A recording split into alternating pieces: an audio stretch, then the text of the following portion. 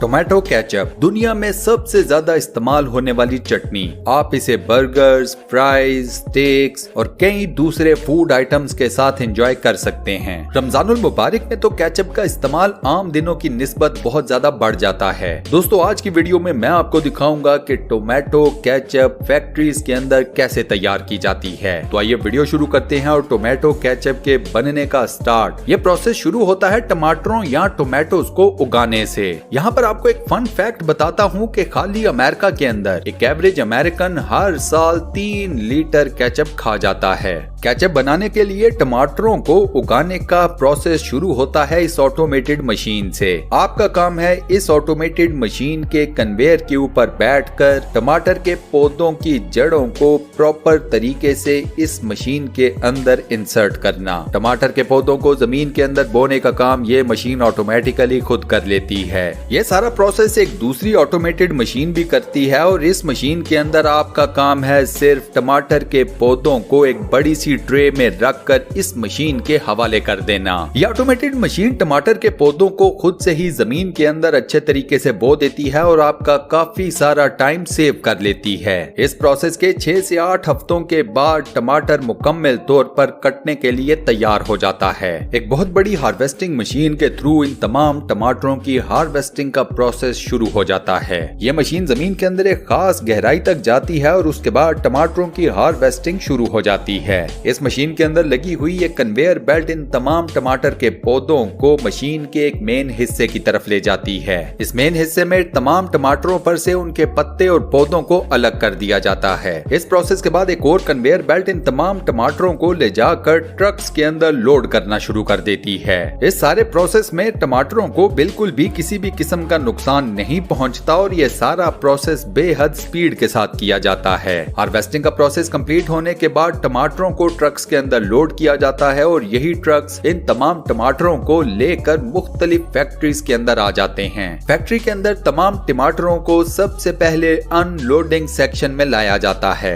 Unloading section के अंदर इन तमाम टमाटरों को एक बहुत बड़े साइज की कन्वेयर बेल्ट के ऊपर अनलोड किया जाता है। यहाँ पर टमाटरों को साफ पानी से अच्छे तरीके से धोया जाता है। इस वॉशिंग की वजह से टमाटरों के ऊपर लगी हुई तमाम धूल मिट्टी धुल जाती है। इस प्रोसेस के कंप्लीट होने के फौरन बाद ही तमाम टमाटरों की सॉर्टिंग का अमल शुरू हो जाता है। सॉर्टिंग के इस अमल के 2 पार्ट्स हैं। पहले हिस्से में एम्प्लॉयज उन टमाटरों को अलग कर देते हैं जो या तो हरे होते हैं या फिर उनमें कोई न कोई नुक्स पैदा हो चुका होता है। आसान जुबान में हरे और खराब टमाटर। इन टमाटरों की सॉर्टिंग के दूसरे पार्ट में भी यही सारा प्रोसेस होता है, लेकिन इस मर्तबा ये सारा प्रोसेस एक ऑटोमेटेड मशीन करती है। ये ऑटोमेटेड मशीन इंतहाई तेज स्पीड के साथ हरे और खराब टमाटरों को बाकी तमाम टमाटरों से अलग कर देती है। हरे और खराब टमाटरों को इसी मशीन के दूसरे हिस्से से अलग करके बाहर निकाल दिया जाता है। बाकी तमाम टमाटरों को एक बहुत बड़े साइज की कन्वेयर बेल्ट पर डालकर आगे ले जाया जाता है। इसी बेल्ट पर ट्रेवल करते हुए इन तमाम टमाटरों के ऊपर इंतहाई गर्म पानी को डाला जाता है। इससे इन तमाम टमाटरों के छिलके इंतहाई नरम हो जाते हैं या फिर गल जाते हैं। यह प्रोसेस इसलिए किया जाता है ताकि आगे चलकर ये छिलके आराम से उतर जाएं। छिलके उतारने के लिए इन तमाम टमाटरों को रबर की बनी हुई डिस्क के ऊपर से गुजारा जाता है। रबर की बनी हुई ये डिस्क इंतहाई तेज स्पीड के साथ रोटेट कर रही होती हैं। टमाटर जब इन डिस्क के ऊपर आते हैं तो वो भी तेज स्पीड के साथ रोटेट करना शुरू कर देते हैं। इसी प्रोसेस में इन तमाम टमाटरों के ऊपर मजीद गर्म पानी को डाला जाता है। इस प्रोसेस में हर एक टमाटर का छिलका बड़े आराम से उतर जाता है।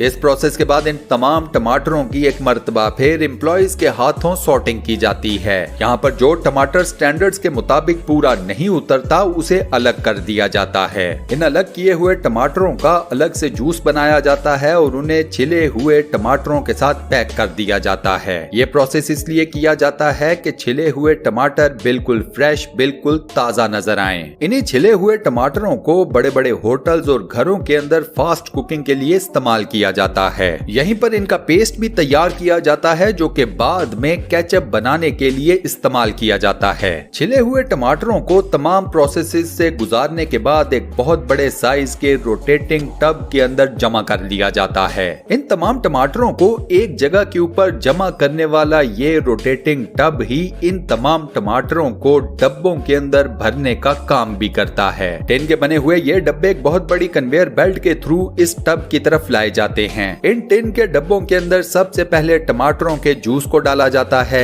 उसके बाद छिले हुए टमाटरों को इन टिन के डब्बों के अंदर डालना शुरू कर दिया जाता है। फिलिंग का ये सारा प्रोसेस बेहद तेज स्पीड के साथ किया जाता है। इसके बाद एम्प्लॉइज टिन के डब्बों के अंदर छिले हुए टमाटरों के ऊपर उनके पत्तों को भी रख देते हैं। ये इसलिए किया जाता है ताकि छिले हुए टमाटरों की फ्रेशनेस बरकरार रहे। टिन के डब्बों की फिलिंग कंप्लीट होने के बाद एक कन्वेयर बेल्ट इन तमाम डब्बों को सीलिंग के प्रोसेस की तरफ ले जाती है। इस प्रोसेस में टिन के डब्बों के ऊपर सील लगाकर उन्हें अच्छे तरीके से पैक कर दिया जाता है। इस प्रोसेस के बाद टिन के इन डब्बों के ऊपर लेबल्स लगाकर इन्हें प्रोडक्शन डिपार्टमेंट की तरफ रवाना कर दिया जाता है। इसके बाद ये डब्बे मार्केट के अंदर बिकना शुरू हो जाते हैं। टोमेटो केचप के लिए टमाटरों के बीज और छिलकों को अलग करके उसे एक पेस्ट की शक्ल दी जाती है। ये पेस्ट एक कंटेनर के अंदर फिल किया जाता है और ये कंटेनर केचप बनाने वाले डिपार्टमेंट की तरफ ट्रांसफर कर दिया जाता है। इस कंटेनर का ऑन एवरेज वेट होता है 1300 किलोग्राम। फैक्ट्री के अंदर इस पेस्ट को कंटेनर से ब्लेंडिंग मशीन की तरफ रवाना कर दिया जाता है।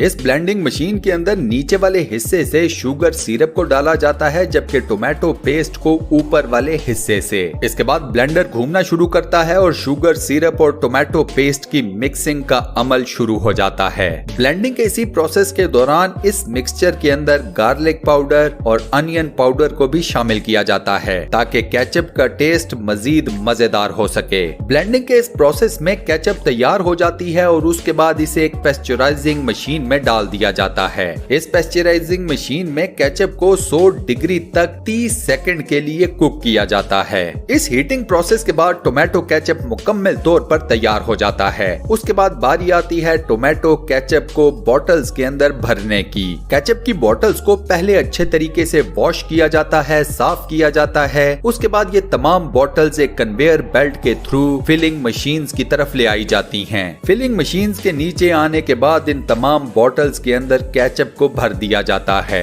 इसके बाद केचप से भरी हुई इन तमाम बॉटल्स के ऊपर एक खास मशीन कैप्स को अच्छे तरीके से लगाकर फिट कर दिया जाता है। केचप से भरी हुई और अच्छे तरीके से सील्ड ये बॉटल्स इस वक्त काफी गर्म होती हैं। कैप्स लगने और सील होने के इस प्रोसेस के बाद इन्हें 1 घंटे तक ठंडा किया जाता है। जब ये तमाम बॉटल्स ठंडी हो जाती हैं तो उसके बाद इनके ऊपर लेबल्स लगाने का प्रोसेस शुरू हो जाता है। लेबल्स लगने के बाद इन तमाम केचप की बॉटल्स को एक रोबोटिक मशीन अच्छे तरीके से रैप करके पैक कर देती है। इसके बाद ये तमाम केचप की बॉटल्स मार्केट में सेल आउट करने के लिए रवाना कर दी जाती हैं। और इसी इंटरेस्टिंग फैक्ट के साथ हम अपनी आज की इस वीडियो को यहाँ पर करते हैं दी एंड।